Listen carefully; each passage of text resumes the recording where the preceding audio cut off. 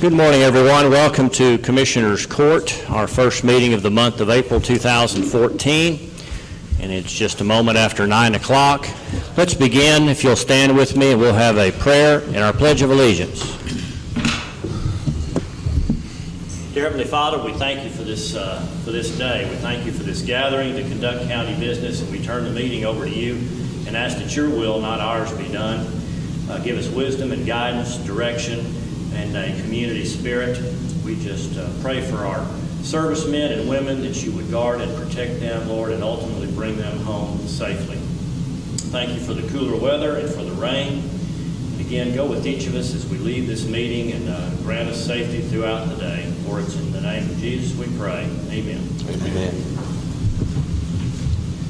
I pledge allegiance to the flag of the United States of America and to the republic for which it stands, one nation under God, indivisible, with liberty and justice for all.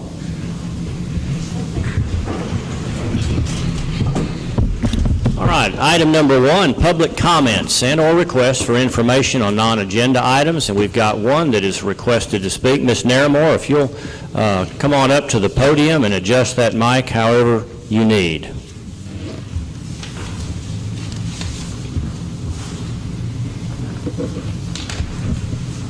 Yes, I'm Norma Naramore with the Titus County Democratic Party, and I want to speak in behalf of the Democrats. Can you hear me? Yeah, pull that down a little bit better. We can hear, but I want to be sure that it gets on the recorder. Perfect, right there. As probably none of you really realize how hard it is to get people to work at the elections, and one of the reasons why is because the young people they work outside of the election, so they can't take off work to work, you know. And then the elderly people, which is hard to get them to work because 14 hours is a long time to work at the election. And the Secretary of State will only pay $8 an hour for the primary election. But yet, the county pays $10 an hour in the general election. And it's mandated that we have to go to a training school before the primary election. Even though it's mandated, they will only pay $8 for them to go to school. The people who work think that's unfair, as well as I do. And so, as I said, in November in the general election, the county pays, not only do they pay $10 an hour for the workers, but you pay $10 for them to go to training. And I would like to ask if you could subsidize in the primary what we don't have the money to pay for the Secretary of State, which would be $2 an hour for the time they work, which is usually 14 hours, plus $10 for the training before the primary. How long is that training? Huh? How long is the training course? Oh, hour and a half, maybe 2 hours. And that runs the whole time during early voting as well as on the main vote day that you're asking for this increase? Yes. Only one time you have to go to the training, but one of those times you have to go in order to be paid for working at the election. So the Republican Party, as well as myself, when we get our people together that's going to work, they have to go to the training in order to get paid for working at the election, and they're only going to get paid $8 for the election and nothing for the training. Okay. Have you got an idea of what that would cost the county if we were to do that? Well, $2 an hour. Well, I mean overall for the entire run of the election. Without knowing exactly how many workers we have, that I'd be asking $10 for, I would say maybe $3,000 or $4,000 for the whole thing. That $2 increment would cost that much? No, the $2 wouldn't, but the $2 plus the $10 for the training. Okay. Well, my point is, if we could have an idea what that total additional cost that you're asking for. We have an idea because of what you pay for the general election. And I don't know what that is. I don't either. Okay. But probably Carl would know. Okay. Thank you very much. Any questions or comments? I thought a lot of these people were volunteers. I didn't know they all got paid. No, they're not volunteers. You know, the people that work at the election, Yeah.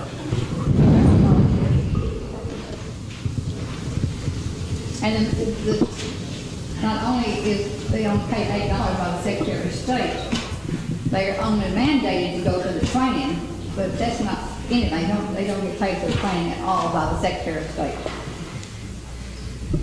Okay, thank you. All right, item number 2, consider and possibly approve minutes from the March 24th special meeting of Commissioners Court. That was our second meeting during the month of March. Judge, I look at the minutes, and I make a motion to approve minutes. Okay, thank you. Motion by Commissioner Hinton. Second by Commissioner Hockaday. All in favor of approval of the March 24 minutes, please say aye. Aye. Opposed? Item number 3, consider and possibly approve minutes from the April 4th special meeting of the Commissioners Court. This was our primarily our workshop with CAPS Insurance to discuss our county health insurance. We had a couple of other items tacked on there as well, approval of a county health officer. So I will ask for your wishes on approval of the minutes from that April 4th Friday meeting. Judge, I make a motion to approve minutes of April 4th. Second.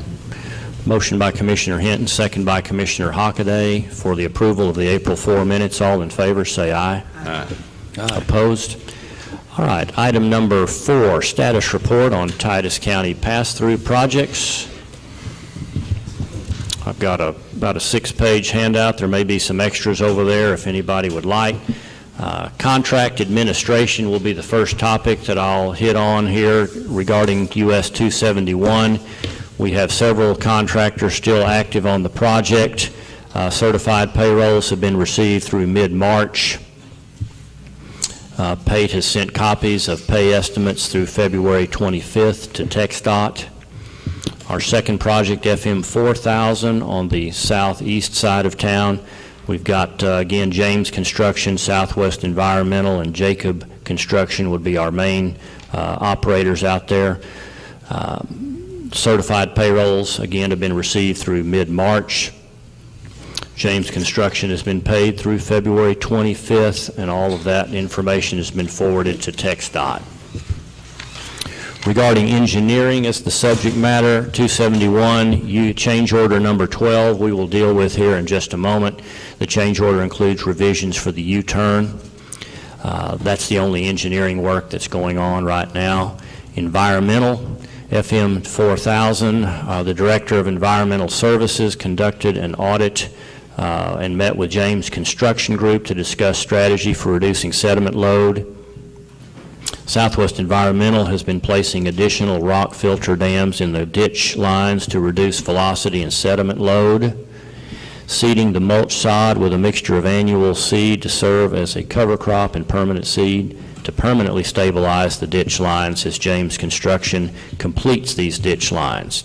On US 271, again, our Director of Environmental Services drove through the 271 project and noted that in general the vegetation looks good, although there's some areas that may need some final touch-up and seeding. The Director of Environmental Services will be on site to conduct a follow-up audit during this week here of April 14th. Construction related, US 271, $70,531,000 has been paid to date, 93.81%. 663 days on the original contract, 104 days added due to the bridge issue, bringing that total to 767 days of total contract time. 690 days have been charged, 77 days remain. With the exception of the traffic railing, bridge construction is complete on all bridges except for 2040. On the 2040 bridge, they started the force work account on February 10th. Concrete deck and precast panels have been removed from spans 1, 2, 7, and 8. Concrete beams have been taken down and stored. Bearing seats have been raised for all locations where the concrete beams sit. The contractor is currently in the process of removing the steel girders and raising the back wall at the northern abutment. Once the steel girders are removed, the contractor will pour the risers for those bearing seats. Once the concrete is cured, the steel girders will be reset and the bridge deck construction will resume. The contract has a demo crew scheduled to start this month on removing the concrete paving that needs to be raised to align with the new bridge elevation. Current cost of the force account through April 6th is $767,000. The slip form paving crew is scheduled to return to the project at the end of April. 2 concrete driveways will be constructed, first near 2040.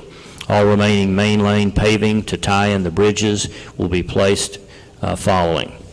They'll finish up with the remaining ramps at FM 127 and FM 899. The dirt crew has completed all the flex-based driveways and asphalt has been placed. Williams Brothers is scheduled to start pouring the remaining traffic rail next month. Trevway is pouring sloped concrete riprap at the railroad and concrete aprons around all gate inlets. Texas Traffic Systems is currently installing lighting and conduit throughout. Mica is scheduled to return this month to continue installing small roadway signs, mainly on the south end. Lone Star Barrier is ready to install the remaining as soon as the concrete rail is finished. Traffic control, we're waiting on the fabrication of the added small signs for the U-turn on the north end of the project. That'll be the discussion of our change order. Once the signs are fabricated and received, the U-turn on the north end will be open to the traveling public. The traffic on US 271 at the north end of the project is now in its final position, up to 49. All traffic from County Road 2040 to the south end of the project is still on the is still on the new NBFR. FM 4000, $8,630,000 paid to date, which is 45%, 383 days total contract time, and 248 days have been charged, with 170 days remaining. The contractor has completed prep on the right-of-way throughout the project. The dirt crew continues to work on their excavation and embankment operation from Hart Creek to 271 Loop. The pipe crew has completed cross culverts from US 271 to 1735. They're placing driveway culverts throughout the project. Storm sewer is 95% complete. Bridge crew. Drill shafts, columns, caps, and abutments are completed at Hart Creek, and all concrete girders are hung. The contractor has set all precast deck panels and is currently setting the overhang forms for deck placement. The contractor is scheduled to pour their first 3-span section of next Wednesday of next week. Drill shafts, columns, and caps are complete at the railroad. Depending upon the progress of the retaining wall, the abutments number 1 and 2 might be placed in the air. Retaining wall is definitely the driving factor for the completion of this bridge. The retaining wall crew is setting retaining wall panels in cement stabilized sand for walls 1 and 2 on the west side of the railroad. They're scheduled to begin setting the retaining wall panels for walls 3 and 4 next week. Southwest Environmental continues to place rock filter dams and silt fences for the protection of the creeks and wetlands. Traffic control. The permanent closure of Tennyson Road to through traffic is still in effect, and all known utility relocations are complete. Any comments or questions, Commissioners?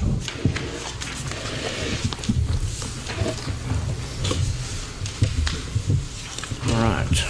If anybody would like a copy of that, I have a couple available over here on this table. Nope, all gone. Anybody like one, then you can have mine. I can print as many as we need. Okay, Emily, would you like to have one right here? You can have this one. All right, item number 5, still loop related. This is to consider and possibly approve the change order number 12 related to the addition of the U-turn per TxDOT's request at the north end of 271. Total cost, $68,315.86. If you will recall, this is a significant change up at the north end between El Chico and Goodwill. TxDOT apparently did not like the way that north end turned out and decided that it would be important and productive to have a U-turn located at approximately that point. And this will enable traffic that comes out of, let's say, IHOP, El Chico, Hampton Inn, Motel 6, and they want to head south. Instead of having to head north and go out past Lowe's before they could make a turnaround, there will now be a U-turn there, again, approximately at the El Chico driveway and the Goodwill, where any traffic there can get in the left lane, make a U-turn, and head back south.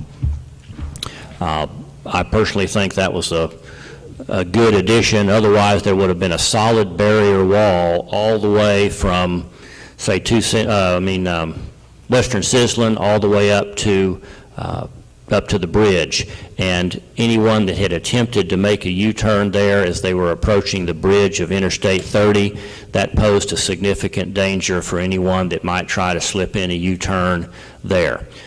It would have definitely been attempted because people don't want to have to continue to drive out past Interstate 30 all the way past Lowe's before they could safely make a U-turn.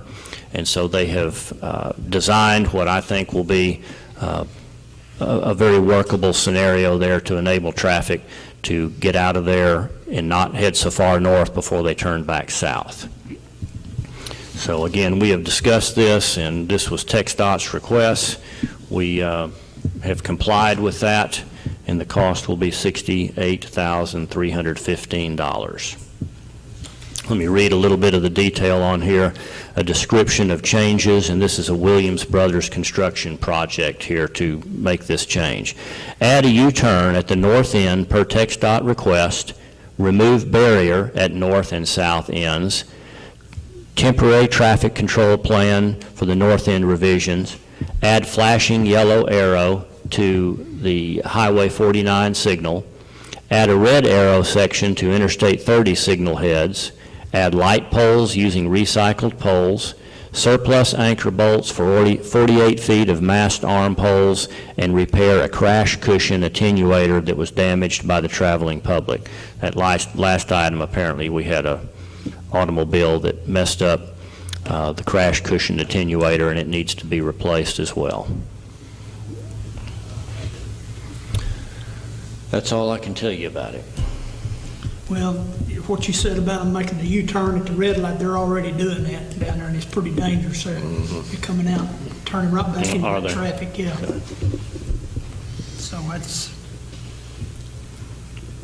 we need a motion on this? I do. I make a motion, we go ahead with the change order to make the U-turn.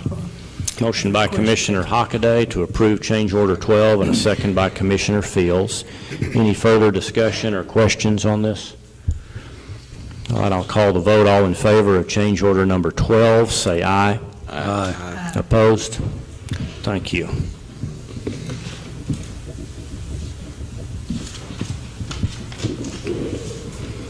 Item number 6, consider and possibly approve renovation and remodel of the Ratliff building to accommodate the tax collector and elections administrator offices. This is a project we've been talking about for quite some time. It would be the second major remodel project under discussion, the first one having been the remodel of the annex to accommodate adult probation. And so this again is a rework of the Ratliff building that will enable us to run 2 of our departments out of there.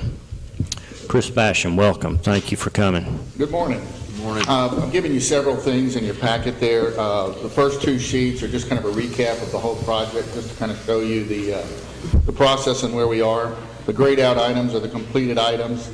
The black items are the things in progress, and the blue items are our future potential projects that go along with the plan. In relation to the Ratliff building, we made the decision, y'all made the decision later to wait on the Ratliff building until the election process was over with. We're still on that path. we were still trying to get everything ready to go, so as soon as the elections was over, we could start, moving in construction. One of the things that has changed from what I've previously told you is the Cadell building, or Geneve Cadell, the building that was 2 foot, or we thought was 2 foot lower, it's actually 3.5 foot lower. It's not being used right now. We don't need it for adult probation. We figured out a way to put it in the existing space over there, adult probation, and that's already approved, and we're working that. So that space is available. It was still gutted. What's over there right now is a gutted building with no particular use right now. So one of the things that we put in there was the storage that was going to be needed for elections administration. And so there's going to have to be some renovation of that to be able to do it. Before we can actually do anything at the Ratliff building, they're going to have to move out. We'd looked at the Ratliff building being 2 phases. After the elections, taking the area where all the voting goes, clean all that out, renovate that for Leonard's office and the elections administration staff. And then after they moved over from the north side to the south side, then we renovate the north side for the tax and vehicle registration. There is a potential change here, and an alternate suggestion that I got is we went ahead and renovated the Cadell building. That's the one that's lower. Renovate it for the storage for Leonard, and also go ahead and finish it out for a couple of offices. Then I would recommend that y'all consider moving Leonard and them all the way over and just out completely, and then the Ratliff building could be done in 1 phase. It would save about 2 months of construction time, and would allow them to move once and get everything out and move back after the renovation was done.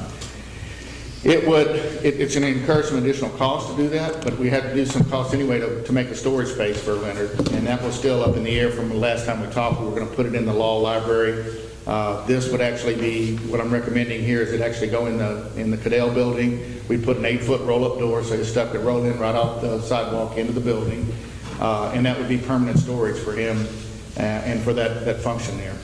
The optional part is developing the other half of that building. It's about 1,340 square feet over there. Half of it would be for storage for elections administration. The other half would be vacant, or it could be went ahead and renovated for offices that be temporary offices for the elections administration. After their renovation and the Ratliff was done, then they would be available for lease or for county offices in the future. It's kind of y'all's call on that one. I also went forward that the cost of renovating the Ratliff is about $67,000 on the high end. If we just did the storage area, it'd be about $25,000. The biggest cost of that is there need to be a bathroom in there. We put offices in there. We'd have to put a bathroom in there. There is the plumbing, because we took a bathroom out on the demolition that was way out of code, but we can put back a code compliant ADA bathroom in that space if y'all do that, and it'll be available for future use by the county or in some fashion there. And that cost breakdown is provided in there along with a layout for the Cadell building. The other portion here is the renovation of the Ratliff building. And you see the drawing there that's a little bit different from what you saw before, not much. The biggest change was we moved the break room so that we could preserve the existing break room.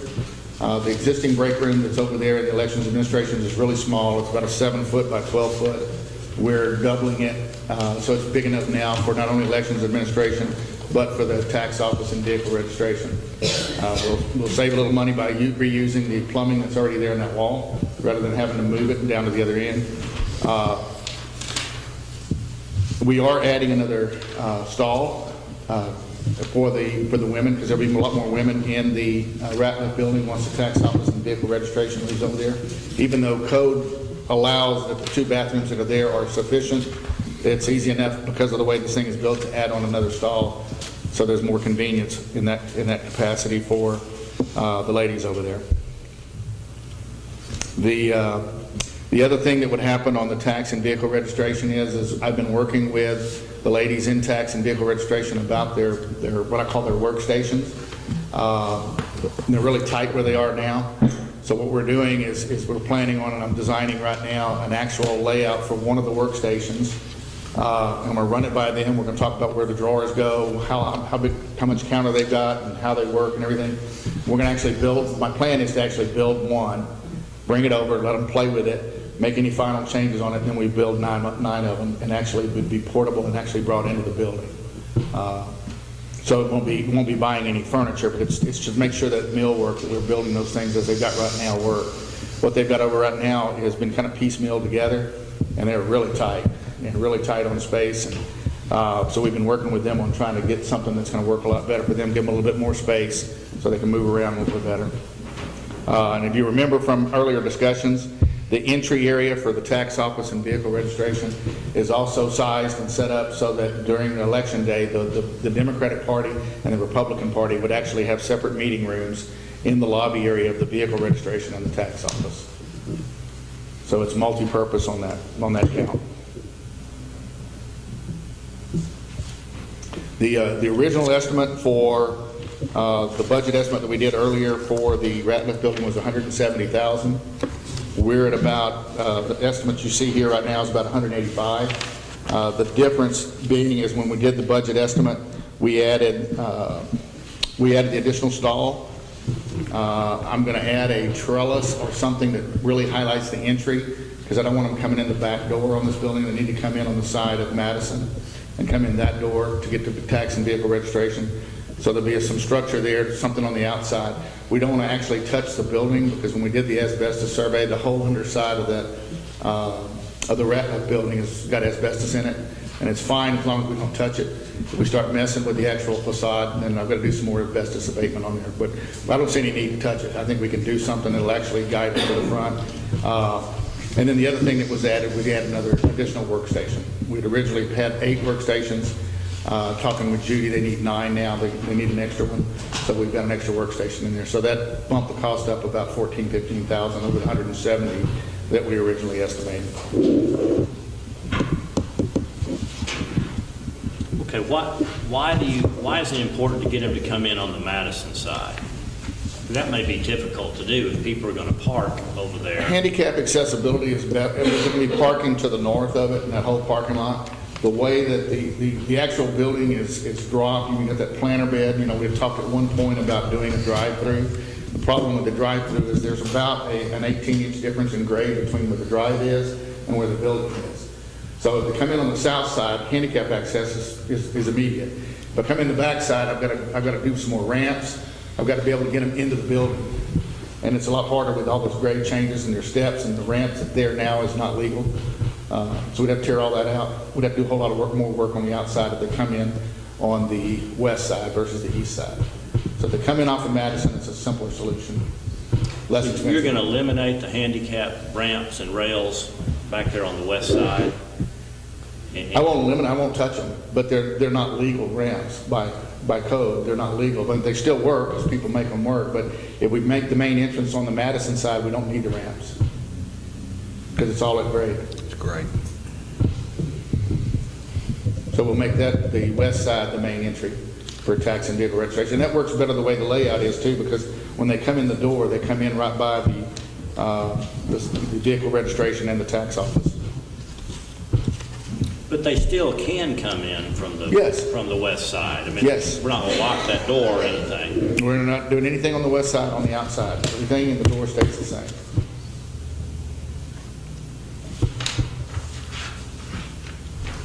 All right, going back to that Cadell building. Okay? I mean, that's quite a bit of money to spend on an area that we don't really know what long-term we're going to do with it. I would agree. Again, it was offered as an option. We do need to do something for the storage area, and the storage area is still got to have air conditioning because the stuff's still got to be air conditioned. So we could eliminate the whole left side of this thing and leave it in its current nature, and that would cut the cost down less than half. So. Again, I just offered it as an option because then it would finish out the space and make it usable for somebody else. If you don't do that now, at any time in the future, somebody will have to come in and it'll still have to be finished out because we took everything down and got all the old stuff out of there right now. So there's no power, there's no air conditioning, and there's no water except the hookups that are in there right now. So it's a completely vacant building right now. It's just a shell. So we can, the minimum we do is do the election storage area, which is the right half of that, and not do a bathroom. We still have to put an air conditioning in. And we've got one more unit. So you got to put a fourth unit in over there to cool this space? No. No. We have a third unit. We had three-ton units that we took out during a demolition. We were planning on using 2 for adult probation. We still have an older one. I don't know its condition. It looks like it's still working. It was working when we took it out. It is a lot older than the other 2. So, I mean, the plan would be to go ahead and use that third one, just realizing that it may not last long because it's a lot older unit. We have to air condition a storage room? Why? Well, isn't that where Leonard's electronic equipment's going to be? Yeah, I asked that same question. Did we need to? And that's just a big open room there, what, with a drop ceiling, or what does that look like Right in now, there? the ceiling is probably 15, 16. There is no ceiling in it right now. We took it all the way up to the rafters that are in there right now, so there is no ceiling. You wouldn't have to drop a ceiling in there if it's just storage, other than for trying to keep the air conditioning, but it's storage, so the air conditioning doesn't have to be the same standards for human comfort. It just needs to be able to protect the equipment. So you need to put a ceiling in, right? Not necessarily. Like I say, we can air condition it with the higher ceiling. We just don't have to. We don't have to heat it and cool it the same thing you would for a human. Boxes don't require as much. But wouldn't it be a lot more efficient if we put a It would, and it's not 10 8-foot ceiling? It costs about $2,000 to drop a ceiling in there, so it's not a significant cost. Okay, so 185 plus if we didn't finish out that storage space or the other half of the Cadell building, we could leave that space somewhat unfinished. Right. Complete the storage space 25 by 25 and reduce that 70 down to a half, or that 67. Go down to about 25 or less. Okay. Well, right now, I don't know what that additional space could be. I know that, we had talked about an idea about sheriff possibly putting some personnel over there. I don't know how that would work, but, with him having personnel away from the main sheriff's office, but that's an option. Okay, any questions, comments? I'd, again, ask you to take some time on this. Perhaps we could vote on it at the next meeting, but I know you've had some time to think about this, but these changes that have been made, Judge, I would like you to... Okay. Motion by Commissioner Hinton to table this decision on the Ratliff building. I second that. Second by Commissioner Riddle. All in favor of tabling this matter, say aye. Aye. Opposed? All right, well, while you've got Chris here, do you have any questions for him, any comments about this? My question is, we're at full swing on rebuilding the adult probation now. We voted for that. I don't know where you are on that, but we did vote on that. It'll be, the bids will be in the paper Wednesday and Sunday for the 2. I've also got the local contractors list, and I'm still adding to, and I'll be actually sending out requests for proposals directly by mail to all of the local contractors, in addition to what we put in the paper. Suspect that we'll have bids in by the end of the month, and actually start actually building walls and stuff by the end of the month. So, the first step will be framing it all in. And without doing the work at the Ratliff building, we can still have adult probation over there, and we can still have Judy Cook's operation there as well. So that project doesn't force the Ratliff project, but it does continue the idea of security, which was where this all began. Right. Getting those public functions out of the district court area and into a more neutral area freeing up the annex to be strictly related to district court matters.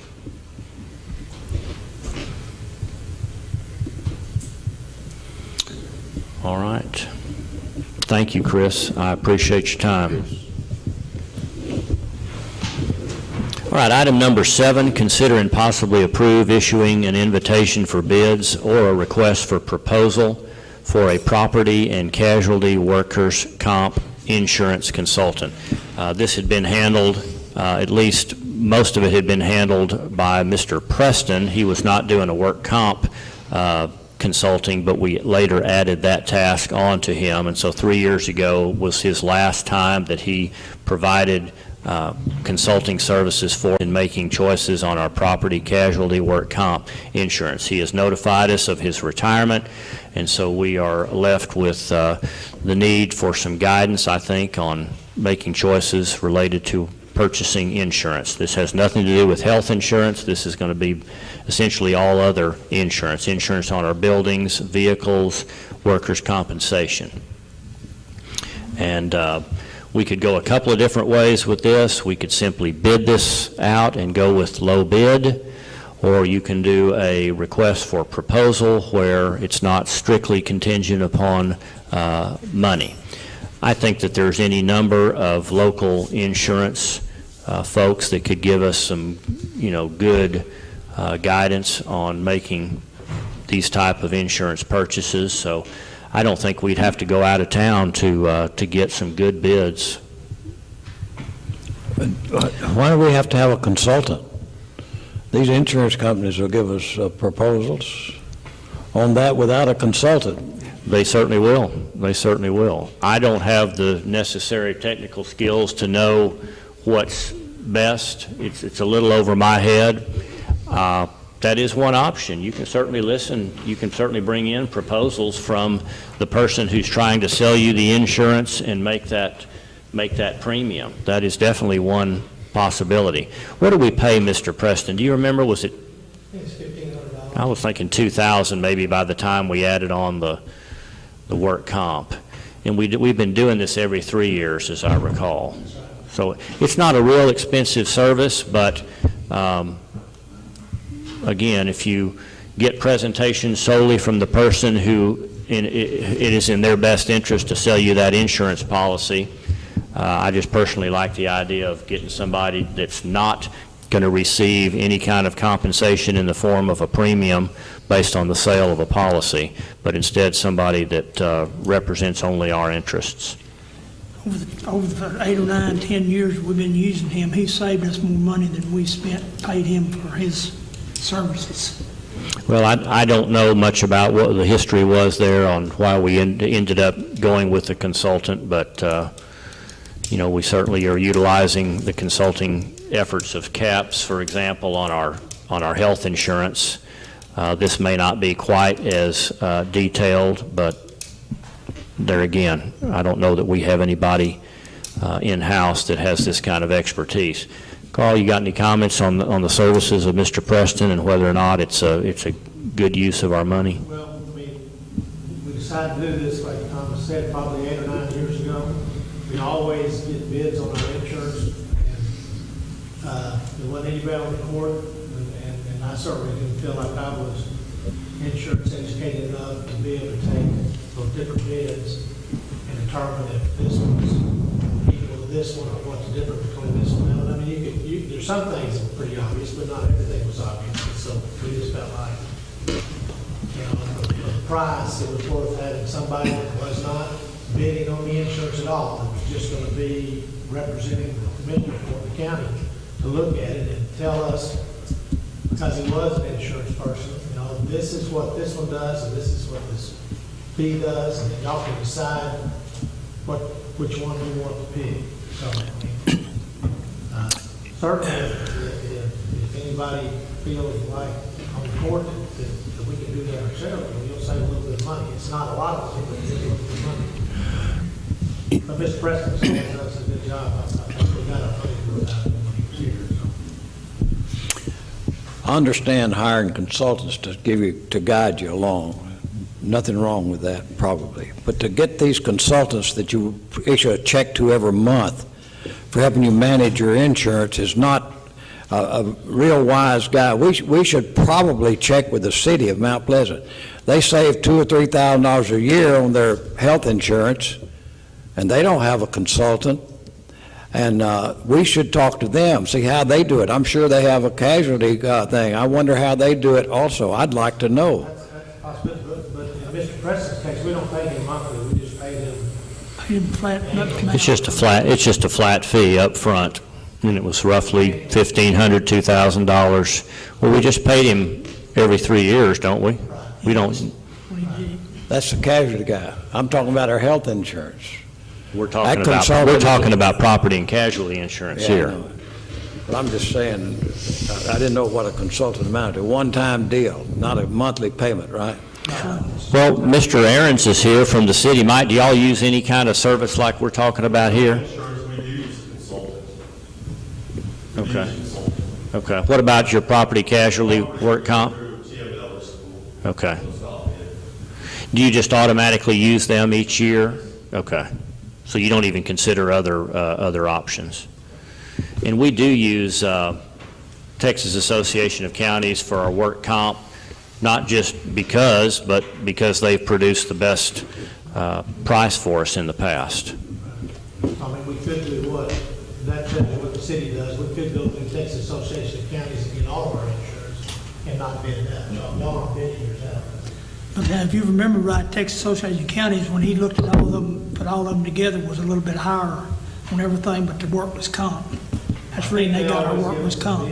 Huh? I think they always give us a bid, so Mr. Preston. Yeah, they always gave us a bid, but theirs was always a little bit higher, except for the workers' comp. You would save the money on the consultant if you just went in that.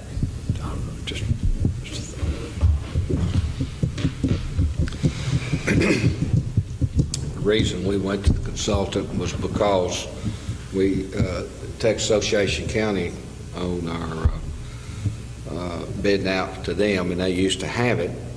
And then their price, we let Bill do this, and he come back just to be there and look at the different option, and he understands the insurance, and come back to a recommendation, and he saved, I think he saved more money had we stayed with Texas Association of Counties. We're going to end up paying more than what we paid him as a consultant.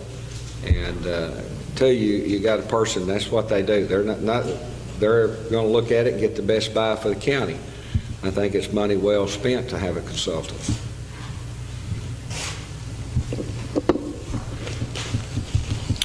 Anything Not else? always, but in this case, I think insurance is something we need somebody to look on our behalf to tell us this is better because of this, or this is not as good because of this. I think it's good to have one. Judge, I'd like to go ahead and make a motion to approve the issue and an invitation. We don't have to accept it, but at least get an invitation.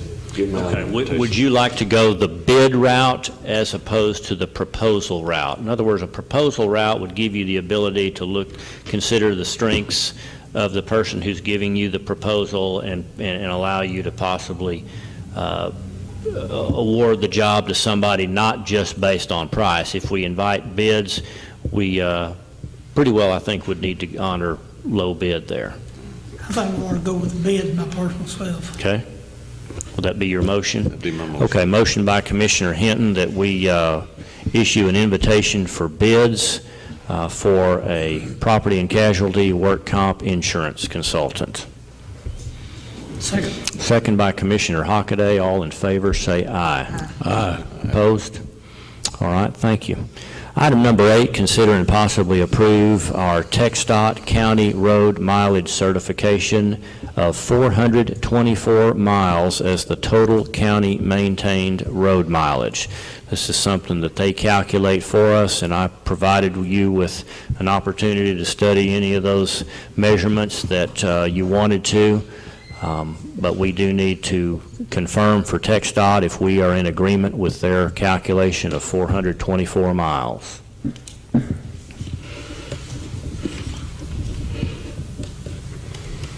I make a motion to approve the calculated miles for TxDOT. Motion by Commissioner Hockaday to approve the county road mileage certification at 424. Second. Second by Commissioner Hinton. All in favor, say aye. Aye. Opposed? Item number 9, consider and possibly approve a request by Elizabeth Flowers to designate the Titus County Sheriff's Office as a contingent beneficiary of an individual retirement account. We had a presentation from Ms. Flowers at our last special meeting on the 4th, and she sang the praises of our sheriff and his department, and would like to make this gesture to designate that office as a contingent beneficiary. Her children are their primary beneficiaries on this, but she would like to make this secondary beneficiary. And we just simply need to approve that to make this legal. We have to approve, is that, I mean, anybody can leave anything to the sheriff's department, or whoever they want to. Why do we have to approve that? Apparently, it was a requirement of whoever her company was. I don't know why. They just told her that they needed approval from the court. It does seem a bit ridiculous. If I want to make a gift, do y'all have to approve receiving my gift? I don't know. Is there, One of your precincts, if they wanted to, but to do that, you have to have Commissioner's Court to approve it. So I think there's just a mistake on you sure, has anybody checked out the legal part of that? Have we asked John Coburn about that? That's anybody buying influence, or I'm just curious. I don't know. It I have seems to not me- checked it out. I'm grateful that she's willing to make this kind of designation. The sheriff's school, I mean, they told us there, there's a training that anybody can make a gift to us if they want. It just has to go through Commissioner's Court. All gifts. Are you sure about that? Well, again, the likelihood of this ever coming to pass is slim. She has 3 children, and they would all have to be out of the picture for Titus County to ever receive this money. I have no idea what the size of the gift is. Not important. Hey, Al, and another reason why is because I think for the Commissioner's Court being involved, there's no secrecy behind it. I mean, everybody in the public knows that. I think that's one reason why the law is like that, so that they can't just make it come up. And it may come back to influence, like Commissioner Riddle's saying. Here it's all above board. So it's out open and you don't have to approve it. So I mean, anybody can leave, they can leave. Me and ours, we have to do the road fund, but you just have to go to the Commissioner's Court. I make a motion, we approve her request. Motion by Commissioner Hinton. Second by Commissioner Fields. All in favor of approving this request by Ms. Flowers, say aye. Aye. Opposed? Abstain. All right. Item number 10, consider and possibly approve the purchase of a bulletproof vest and taser for Cleve Johnson's reserve deputy to be paid out of the security fund. Mr. Johnson came to me with this request. As you know, he has now 2 deputies. The cost of this, a vest is going to be about a high end of $742, a low end of $675. That's for the vest. About $700 for a taser. It's also my understanding that in Chris Durant's office, only his 2 deputies share a taser. They do each have a vest, but they do share the taser for when they're on duty, apparently. So they don't have, this would make a total of 3 for Constable Johnson's office, himself, his 2 deputies, and he's asking to equip all 3 with vest and taser, whereas in Constable Durant's office, they go with 3 vests and 2 tasers. This could be paid for out of the security fund if you choose to equip him or equip his deputy. How are we doing in money in our, Security fund, there's $96,000 in security fund. Would you say 96,000? This is a stupid question, but why Where's that money come from, security fund? We act like it's money from the tooth fairy. It's fees collected in district court. Huh? It's the fees collected in district court. That's the only thing you spent for security. I mean, it was legislated that way, and that's the only thing you can spend it for. That's all we can spend it for, right? That's it. Security type stuff. Okay. And security can involve a lot of different things, put a door in the other day, judges' offices, Cameras, cameras, and type of security. But it's a fee that's collected, I believe, from the people that are being prosecuted in the court. yeah, okay, I just wondered. We bought him an iPad not long ago. I don't know what that was for. Did that come out of the security fund? It was actually not an iPad, it was a used Samsung tablet at about a third of the cost. But What was it for? He did mention to me about getting another one, and I told him it was unlikely that we would do another one.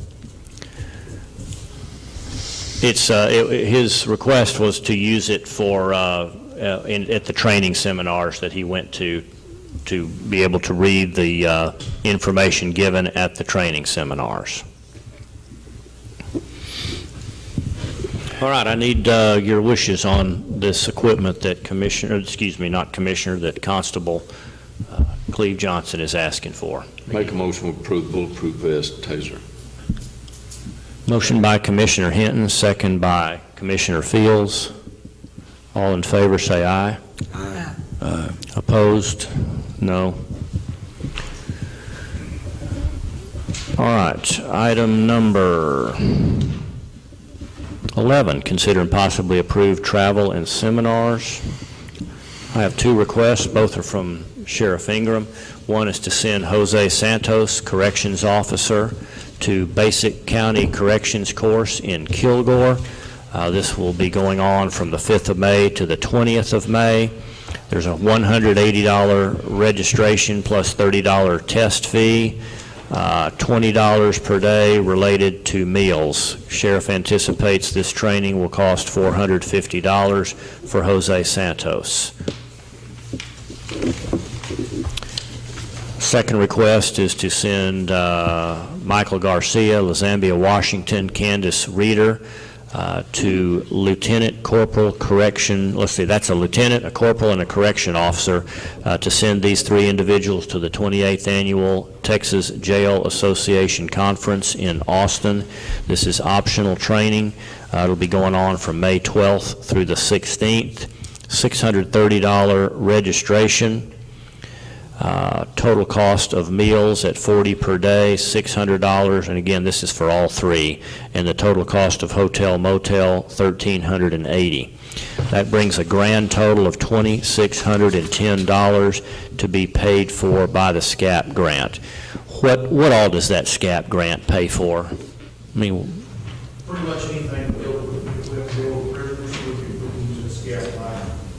Anything equipment we need, like this bottle of water that you run across the forehead and hang up in the. okay, all jail related. You know, my stuff like that. But training, obviously, training's okay. Right, training, anything jail related. How much is that grant each year, I think roughly? Ballpark idea? Carl, Well, is that state criminal aid assistance? Yes. Yeah, there's $20,000 in there. I don't remember how much comes in every year. Okay. All right. different judges, it depends, so maybe good year to year. Okay. 2,610 requested to send these three to Austin for that week-long training. Those are the only two that I have. Make a motion. Motion by Commissioner Fields to approve travel and seminars. Second. Second by Commissioner Hinton. All in favor, say aye. Aye.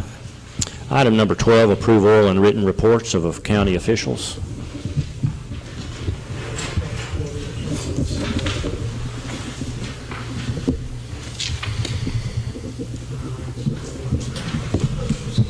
And Cheryl is out today, by the way. I think her mother was her mother having surgery or?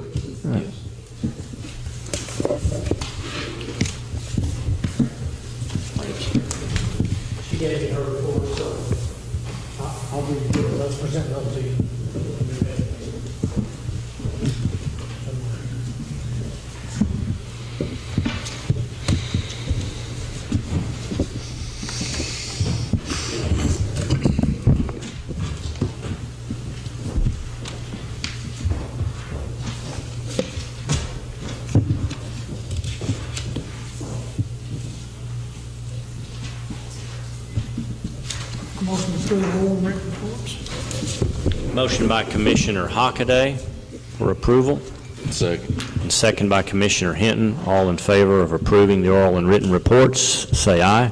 Aye. Opposed? Item 13, consider and possibly approve treasurer's report.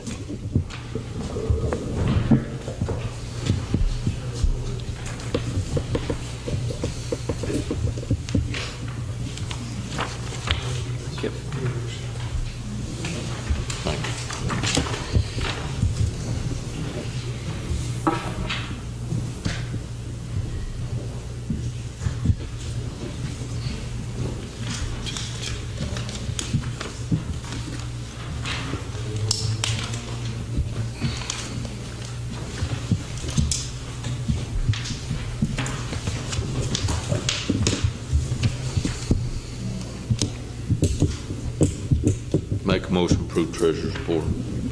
Motion by Commissioner Hinton for approval, Second. and second by Commissioner Hockaday. All in favor of approval of the treasurer's report, say aye. Aye. Item number 14, approve budget amendments. There's just one, Judge, it's number 20, and it's just updating the loop construction to the latest order that we got. Is that an adjustment that you make monthly when you get that invoice, or? Monthly around right off. I mean, some months they don't have any changes, but some months they do. Okay. I guess it would be that 68,000 is not, so next month we'll make a great effect. Okay. All right. All right, I have just this one budget amendment related to adjusting loop expenses to actuals. Make a motion to approve budget amendments. Motion by Commissioner Hinton, Second. second by Commissioner Hockaday. All in favor, say aye. Aye. Opposed? Thank you. Could I see that? Sure. There. Item number 15, sign pay orders and approve payments. Motion to have bills. A little different step this time, besides the report that y'all got prepared Friday afternoon. About 4 o'clock Friday, the district court that was meeting Friday, I assume, Judge Ralston sent over some attorney bills to be paid. I would like to include these in there, I'll give them to you, if y'all can look them over. Otherwise, these people will have to wait 2 more weeks. Is that all it is paying? But they're in addition to. They're not in that, they're in addition, okay. What's the totals on these? Let me just quickly add them up. 1, 2, So we're gonna do just a live check, but I thought it would be better to just run through the court. Because there's several different attorneys being paid there. about $3,900 worth And y'all can always, attorney's fees, or indigent defense attorney fees, on top of what you've already seen. Well, I make a motion we pay the bills that's in the regular register there, plus the one from the district judges. Okay, motion by Commissioner Hockaday to pay what you have seen thus far as in addition to the $3,900 that came in late from the district judge's office. Second. Second by Commissioner Hinton. All in favor, say aye. Aye. Opposed? Item number 16, closing comments by judge and commissioners, if any. I'll start on my right. Commissioner Riddle. This program contingency, 5% on this change order, what does that mean? Explain, I mean. that is, contingency money that they put in the original budget. I want to say originally it was $4 million, $5 million. Was it 5? I Okay. think. Initially, when it was first worked up, we used 1.8 of it for the bridge correction. And then there's still some left, and hopefully that money will still be there at the end of the project unused. But Page's asking for more money. Will that come out of there, or will that be on a change order, or what? I thought it was going to be on a Are you change. talking about today's request? Their request, yeah. Today's request, $68,000 for the change No, order? no, no. The Pate saying that we're, communication from you about them being out of money, and they want to ask for more in a change Well, order. they have not brought a request to us yet. They said they was going to do it on a change order, so it won't be in this fund. Well, it would be. No. Chris, we've got an expert here. What's typically a contingency fund used for? Is it always used? How is it used? It's normally 5 to 10%, on all government contracts. For unforeseen expenses. You make your best guess and you tack on 5%. Right, and the way it's done on the federal side is they put the contingency in there because the federal funds have to be approved by the Congress, so they put a contingency fund in there, so they don't have to go back to the Congress when they've got to change them. So it's usually 5 to 10%. It's in there, half the time it gets it all done at the end of the project, other times part of it gets spent, for something that comes up. It's just a miscellaneous catch-all in case something is missed. It's usually in the 5 to 10% range. Okay. But to answer your question now, if pay or any other change order comes up, they would move the money from contingency to the line item. So yes, they will be using that contingency money, and they have in the past. Anything not previously budgeted that goes outside of the scope of that original budget? We've been fortunate that so far we've been under budget, and so we have not used all the contingency money. We could have used it all up for us. Anything else? Commissioner Fields? I wanted to mention our cleanup days that we'll be having. Will start next Wednesday, the 23rd, 24th, 25th, and 26th. So go through that Saturday. I think the city's cleanup day is the 26th. Is that correct? Okay. That coincide with the city and just kind of let people know, and people's been asking about it, so it'll start Wednesday, the 23rd, 24th, 25th, and 26th.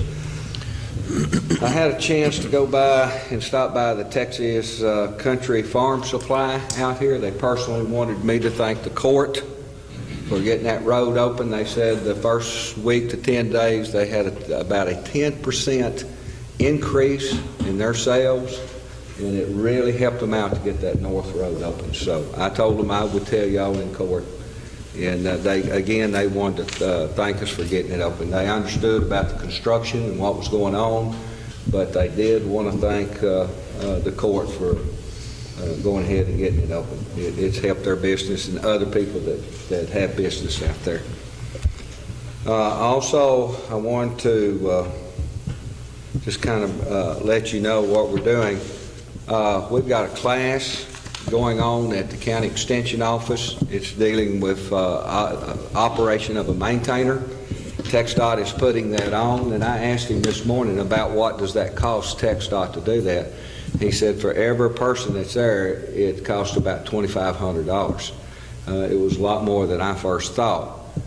We have 9 people out there going to maintainer school, and TxDOT is putting this on at no cost to the county. In each precinct, sent 2 employees to go out there, and it's free of charge, and then they'll do class all day today, and then we're working on County Road 2040, and one day each person that's in this class will be going out there, and they will be supervised and being taught. Some of them are operators, some of them are new operators. But anyway, it's a big savings, about $2,500. I think the city sent 4. So you're looking at about $10,000 saved by the state putting this on at no expense to the city.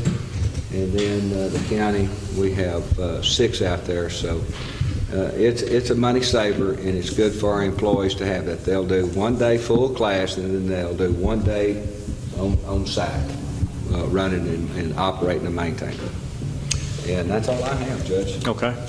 Along with the loop, Jim Chambers with El Chico told me the other day, last week, that he had more business than he could handle.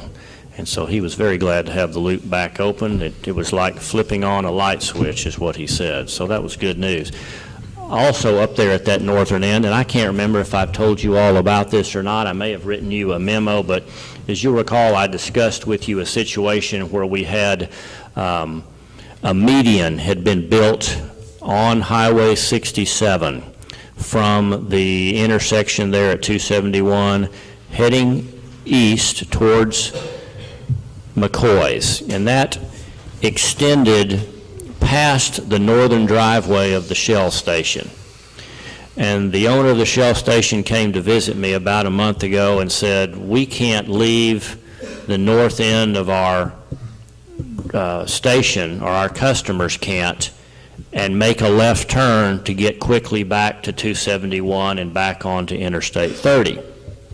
We're being forced to head east on 67, or to figure out a way to make a U-turn through the station and come back out the newly revised driveway there on 49 and 271. Well, I went to TxDOT, to our local office, and they said, well, we don't know why it was designed that way, but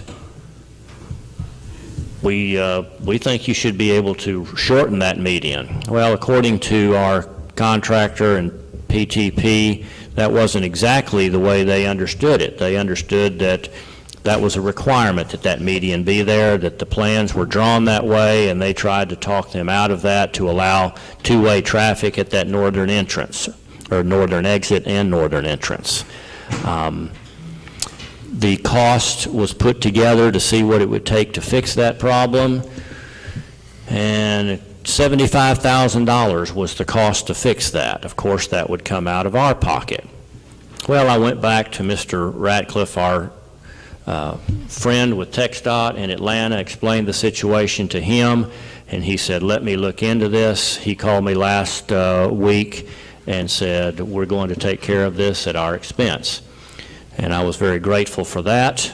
They've already started work on that. That median has been chipped out, and they're fixing that. That would have been a real burden for that Shell station owner to have all their traffic not be able to make a quick left turn there to head back out to the north west and get back on Interstate 30. So I'm grateful to PTP and Williams Brothers for getting us quick bids, and I'm especially grateful for our Atlanta and local TxDOT office for seeing that problem and being willing to help us out, not only monetarily, but getting that work done quickly.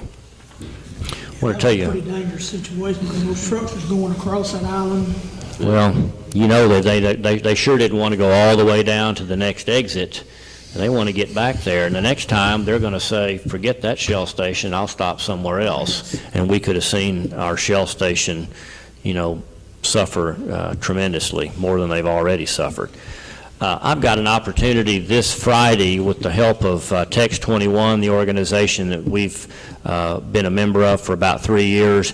We have the U.S. Secretary of Transportation, Anthony Fox, is coming to the city of Garland for a conference concerning the ongoing Interstate Highway 635 East project.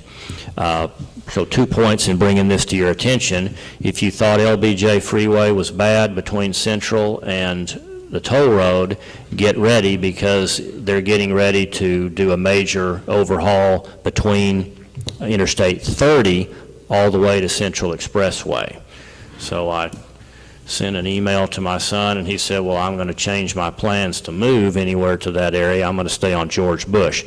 But that will be a big announcement, I think. I don't know how public they've made this. None of the folks that I knew in Dallas were aware of this. But either way, Secretary of Transportation, U.S. Secretary Anthony Fox will be there. Text 21 will get us some time with Mr. Fox to discuss Interstate 30 and the I-30 corridor. So that's one of the perks we get from being part of Text 21.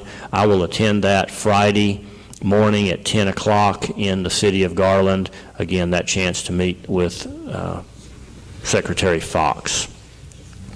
For commissioners' interest, and those of you in the audience that may not be aware of this, on May 9th, our college, NTCC, is hosting a live webcast I believe this will be in their big auditorium there.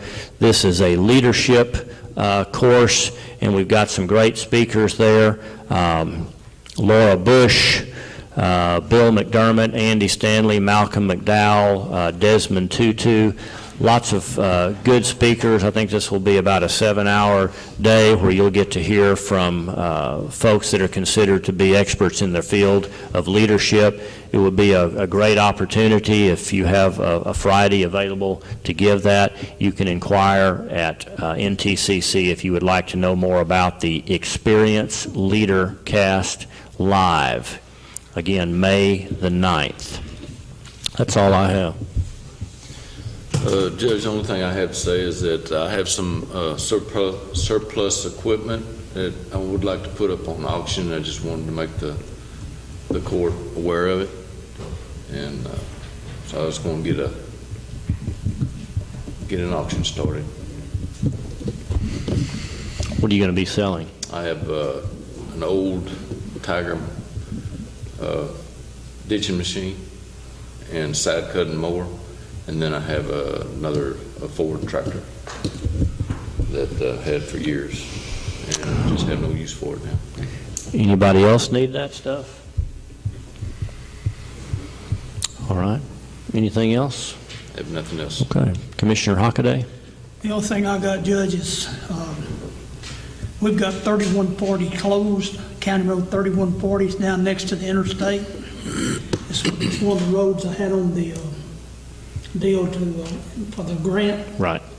I was trying to hold off till we got that grant money, but the road started caving off around the tank, and so we've had to put a new tank in. We got it in. It came from up in Oklahoma, from the rail yard. We got it Wednesday. It was 48 foot, 4 inches long, and it's 10 foot diameter. What kind of tank is this? It's an old railcar tank. Like they haul petroleum products in, like that you see on the railroad, that they haul the petroleum products in. It's one of those. And what is it used for? What do we use it for? Yeah. We use it instead of putting a bridge in. Put a big cover. Oh, okay. I'm sitting here thinking about, I'm thinking about liquid storage. Okay, you use it as a, It's a culvert. I got you. And we dug one out. It had rusted out all the way across and undermined the road where it had rusted out and the water was coming through and the road had caved in. We've been patching it, trying to keep it together until maybe this grant. So you remove the old rusty shell and you put in a new one that's another surplus used tanker. We couldn't do all that because we had poured concrete. We had to get Dennis Cameron, and he's put it in for us. Because we're helping him, but Dennis has got that big track hole, and he dug all the creek out. We had to dig it out because it's bigger than the one we took out. So we had water running through it Friday afternoon, but we're still hauling in and packing in, and that's all. That's all right. That's all I've got. That's on 3140 Old Northeast 34. Okay. All right. Thank you.